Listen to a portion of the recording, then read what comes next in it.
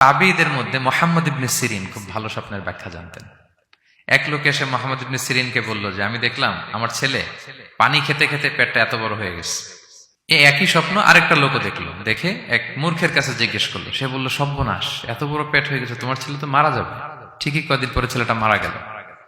আর একই স্বপ্ন দেখে এই লোক মুহাম্মদ ইবনে সিরিনকে জিজ্ঞেস করেছিল, উনি বলেছেন যে তোমার ছেলে তো অনেক বড় আলেম হবে। ঠিক তাই হয়েছে, ওই ছেলে অনেক বড় আলেম হয়েছে। তো ফাইন্না রুইয়া তাকাউ আলা মা তুআব্বার, স্বপ্নের ব্যাখ্যা তেমন হয় যেমন এটার ব্যাখ্যা করা হয়। রাসূল সাল্লাল্লাহু আলাইহি ওয়াসাল্লাম একবার স্বপ্নে দেখলেন যে তিনি ওনাকে দুধ দেয়া হয়েছে, বাটিতে দুধ খাচ্ছেন, পরে আঙ্গুলের ফাঁক থেকে দুধ বেরোচ্ছে। এই সামান্য একটু দুধ রাসূল সাল্লাল্লাহু আলাইহি ওয়াসাল্লাম উমরে ফারুককে দিলেন। সাহাবারা বললেন, মাযা আউয়ালতা বিহি ইয়া রাসূলুল্লাহ, এটা তাওয়িল কি? তখন বললেন, আউয়ালতু বিহি আল ইলম, এটা দিয়ে আমি জ্ঞান বুঝিয়েছি, মানে উমরে ফারুকের আল্লাহ তাআলা অনেক জ্ঞান দিবে। স্বপ্নে কেউ দুধ খাচ্ছেন, এটা আপনার জ্ঞানের প্রতীক।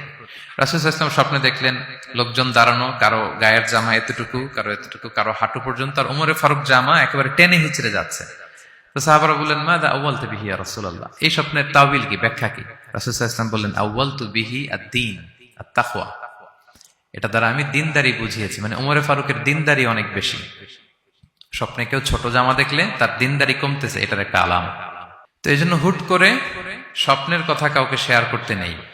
রাসূল সাল্লাল্লাহু আলাইহি ওয়াসাল্লাম ফজরের সালাতের পরে মসজিদে নববীতে সালাম ফিরিয়ে সাহাবাদের দিকে মুখ ফিরিয়ে বসতেন, তাসবিহ পড়তেন, এরপর জিজ্ঞেস করতেন, হাল রাআ আহাদুম মিনকুম আল বারিহাতা রুইয়া, গত রাতে কেউ কোনো স্বপ্ন টপ্ন দেখেছে নাকি? তো তখন সাহাবারা এই স্বপ্ন বলতেন, রাসূল সাল্লাল্লাহু আলাইহি ওয়াসাল্লাম ব্যাখ্যা করতেন। সুবহানাল্লাহ, কত সৌভাগ্যবান ছিলেন তারা। তাহলে স্বপ্ন বলা যাবে নাকি কাউকে?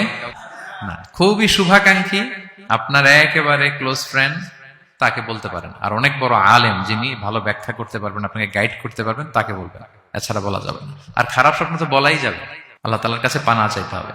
তাহলে ঘুমিয়ে ঘুমিয়ে যেটা দেখি এটা কারোর কাছে বলা যাবে না। আর যেটা পাওয়ার আকাঙ্ক্ষা মানুষকে ঘুমাতে দেয় না, ওইটাও একটা স্বপ্ন। বলে না যে আমার জীবনের স্বপ্ন আমি এটা করব, এটাও স্বপ্ন। এই ভিশনও শেয়ার করা যাবে না কারোর সাথে। আপনারা তো ব্যবসায়ী মানুষ, টিপস শিখাই দেয় কিছু। বিশাল বড় একটা কিছু প্রজেক্ট নিছেন, শুরু করার আগে আপনি বলে ফেলছেন, শেষ, আর এটা হবে না। দেখবেন যে এখান থেকে কনস্পিরেসি, ওইখান থেকে শত্রুতা, ওইদিকে এটা করছে ওইটা করছে, আপনি আর আগাতেই পারবেন না। দুঃখজনক হলেও সত্য, আমরা বাংলাদেশিরা তো এগুলোতে অভ্যস্ত। সবার মধ্যে কম বেশি জেলাসি কাজ করে ন্যাচারালি, আমাদের বাংলাদেশিদের এটা আরো বেশি। আমি আমার প্রায় আলোচনাতে বলি যে আমাদের জাতীয় খেলা হাডুডু হওয়ার কারণ হচ্ছে এই খেলার ধরনটাই এমন, একজন সামনে যেতে চায়, 10 জন পা ধরে পিছনে টানতে চায়। তা আপনি আপনার ভিশন শেয়ার করলে বিপদে পড়ে যাবেন।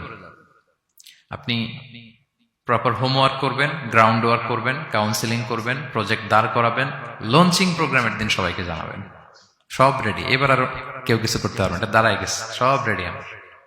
লঞ্চিং জাস্ট একটা ফর্মালিটিস, তারপরে আমার কাজ শুরু হবে। কিন্তু আপনি আগেই যদি সবাইকে জানায় ফেলেন, হবে এটা? স্বপ্ন শেয়ার করতে নেই।